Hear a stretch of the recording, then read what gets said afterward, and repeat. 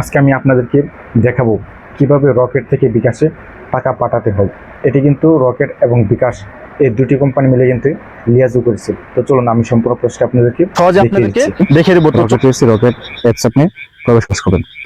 প্রবেশ করার পর এখানে দেখেন রয়েছে লেখা রয়েছে ফান্ড ট্রান্সফার। ফান্ড ট্রান্সফার আপনি ক্লিক করবেন। এই যে এমএফএস অপশনটি যে এসেছে এর উপর আপনি ক্লিক করবেন। এই যদি এর উপর ক্লিক করেন, ক্লিক করার পর এখানে দেখেন উপরে কিন্তু একটি এই যে সিলেক্ট এমএফএস, এর উপর দেখেন এখানে একটি যে তীর চিহ্ন রয়েছে, এই তীর চিহ্নের উপর আপনি ক্লিক করবেন। এই তীর চিহ্নের উপর যদি ক্লিক করেন, ক্লিক করার পর দেখেন এখানে কিন্তু কয়েকটি অপশন এসেছে।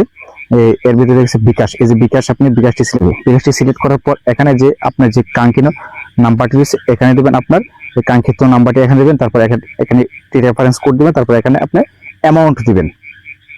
দেওয়ার পর আমি এখানে দেখেন আমার যে নাম্বারটি কাঙ্ক্ষিত নাম্বারটি এখানে আমি দিয়ে দিলাম।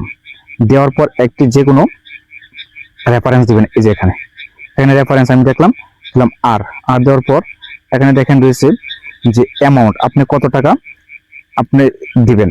এখানে কিন্তু আপনার অ্যামাউন্টে আপনার টাকাটি দিয়ে দিতে হবে। এই যে আমি 800 টাকা এখানে দিব। এখানে দেখেন রয়েছে নেক্সটের উপর আপনি ক্লিক করবেন। নেক্সটে ক্লিক করার পর আপনি এটি কিন্তু আপনার পুরো স্টেটমেন্টে দেখে নেবেন। এই যে দেখেন আপনার পুরো স্টেটমেন্টে এই যে রকেট, তারপর নাম্বার, তারপর হচ্ছে আপনার রেফারেন্স নাম্বার, তারপর হচ্ছে বিকাশ কোন এমএফএস এর টাকাটা পাঠাচ্ছেন এটি। তারপর আপনি দেখেন এখানে আমার অ্যামাউন্ট কিন্তু 800, কিন্তু এর জন্য কিন্তু চার্জ নিয়ে নিচ্ছে সে 6 টাকা 80 পয়সা কিন্তু চার্জ নিয়ে। এখানে আপনার যে পিনকোডটি আছে, এই যে এখানে আপনি পিনকোডটি দেবেন। পিনকোডটি দেওয়ার পর রকেটের মধ্যে চিহ্নটি রয়েছে, এই যে রকেটের মধ্যে চিহ্ন, এর উপর আপনি চাপ দিয়ে ধরে রাখবেন। ধরে রাখার পর কিন্তু আপনার টাকাটা কিন্তু সেন্ড হয়ে যাবে। তো দেখেন এই টাকাটা আমার কিন্তু সেন্ড হচ্ছে। তাই দেখুন এই যে একটি কিন্তু আমার টাকাটা কিন্তু পুরোপুরি সেন্ড হয়ে গেছে। এর জন্য কিন্তু দেখেন আমার কিন্তু অলরেডি একটি নোটিফিকেশন, কিন্তু মেসেঞ্জারে একটি নোটিফিকেশন এসে গেছে।